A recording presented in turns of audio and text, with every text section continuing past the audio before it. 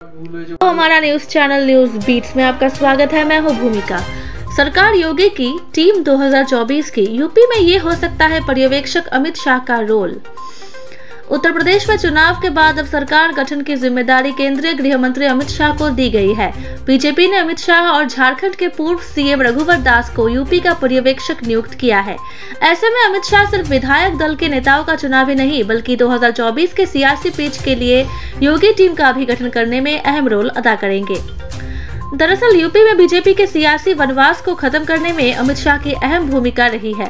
2017 के विधानसभा चुनाव में बीजेपी की कमल खिलाने का जिम्मा अमित शाह ने निभाया था, जिस पर पिच पर 2022 के चुनाव में सीएम योगी ने जबरदस्त तरीके से पारी खेली। इसी का नतीजा है कि बीजेपी प्रचंड बहुमत के साथ इतिहास रचने में कामयाब रही। अमित शाह को 2024 के लिए सियासी जमीन तैयार करने के लिए जातीय और क्षेत्रीय समीकरण को देखते हुए टीम गठन करने का जिम्मा सौंपा गया है। तीनों कृषि कानून के खिलाफ किसान आंदोलन का यूपी चुनाव में असर डालने के भरपूर प्रयास के बावजूद पश्चिम यूपी में बीजेपी का प्रदर्शन उम्मीद से कहीं बेहतर रहा। बुंदेलखंड और अवैध में भगवा खेमा फिर मजबूत रहा, जबकि काशी और गोरखपुर की सभी सीटें जीतने के बावजूद बाकी पूर्वी उत्तर प्रदेश में सपा मजबूत नजर आई। ऐसे में तमाम आशंकाओं और विरोधी प्रयासों को नजरअंदाज कर बीजेपी के साथ आए तमाम समुदाय को भाजपा खुश करना चाहेगी।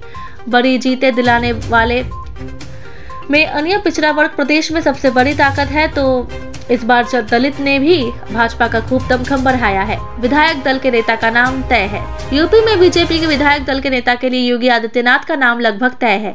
बीजेपी सीएम योगी के चेहरे पर ही चुनाव मैदान में उतरी थी और 273 सीटों के साथ ऐतिहासिक जीत दर्ज की है। ऐसे में सीएम योगी का विधायक दल का नेता चुना जाना तय माना जा रहा है। बीजेपी के विधायक दल की बैठक में नेता का चुनाव औपचारिकता भर है। केशव मौर्य का नहीं घटेगा कद। डिप्टी सीएम केशव प्रसाद मौर्य भले ही सिराथू सीट से विधानसभा चुनाव हारे गए हो, लेकिन उनका सियासी कद बीजेपी में कम नहीं होगा। केशव मौर्य को सियासी तौर पर बढ़ाने में अमित शाह की अहम भूमिका रही है। शाह के पर्यवेक्षक बनने के बाद माना जा रहा है कि केशव मौर्य को सियासी तौर पर अहमियत दी जाएगी और उन्हें ओबीसी नेता के तौर पर मुख्य रूप से रखा जाएगा। 2017 में केशव मौर्य को डिप्टी सीएम बनाया गया था। इस पद पर उन्हें योगी सरकार में दोबारा से बरकरार रखा जा सकता है।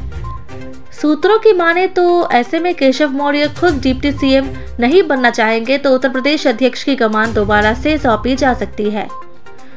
सरप्राइज वाले होंगे सियासी फैसले। बीजेपी ने अमित शाह को यूपी का पर्यवेक्षक बनाया है, जिसके चलते माना जा रहा है कि वो कई ऐसे फैसले लेंगे जो सरप्राइज करने वाले होंगे। माना जा रहा है कि इस बार कई बड़े नेताओं को मंत्रिमंडल से छुट्टी हो सकती है, तो पार्टी संगठन के कई नेताओं को कैबिनेट में शामिल किया जा सकता है। सूत्रों की माने तो ये फैसला अमित शाह लेंगे तो पार्टी में कोई विरोध के सुर नहीं उठा सकेगा। योगी कैबिनेट में कई ऐसे चेहरे लाए जा सकते हैं जो आश्चर्यचकित करने वाले होंगे। योगी मंत्रिमंडल के गठन से सबका साथ, सबका विकास और सबका विश्वास का संदेश देना लोकसभा चुनाव के दृष्टिकोण से बहुत जरूरी माना जा रहा है।